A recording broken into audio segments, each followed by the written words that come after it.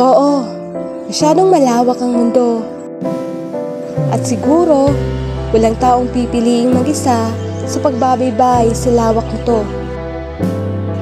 Maraming mag-aasam ng kaagapay, ng makakasama, ng kasangga. Ngunit kung sa huli, sila lang naman ang manghihilas sa atin pa ibaba, mas mabuti na lang harapin ang mundo ng mag-isa, gaano man ito kahiwaga. Dahil kung bawat pagtulong ay may kaakibat na utang na loob, makakaipon ka pa kaya ng lakas ng loob? Magtiwala sa sarili. Kung oras-oras ka namang sinisingil at kapag di makapagbigay, sasabihin pang ikaw ay makasarili. Kaya matuto tayong gawin ang mga bagay ng mag-isa nang hindi umaasa sa iba. Dahil hindi lahat ng nagbibigay ay puro ang pagmamalasakit at walang hinihinging kapalit. Oo, mas masarap sa pakiramdam ang may kakwentuhan. Kung may problema, mayroon kang masasabihan.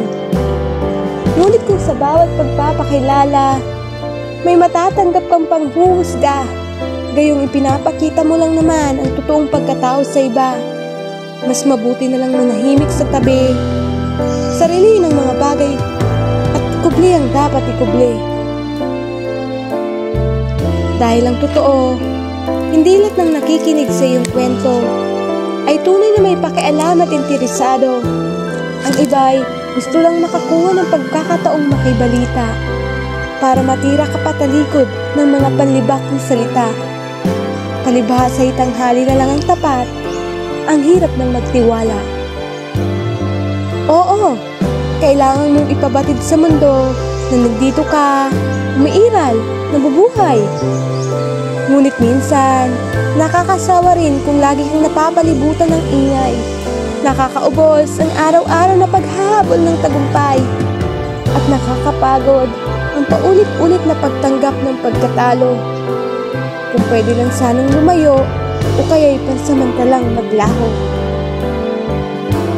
Dahil may katahimikan at kapayapaan sa pag-iisa, malaya kang nakakagalaw nang di iniisip ang sasabihin ng madla. Mararamdaman mo ang totoong pahinga, ang pagkalma. Kaya kung nakakahilo mo paminsan-minsan paglayo sa iba, huwag mong ipagdamot ang ganito kapayak na luho sa iyong sarili.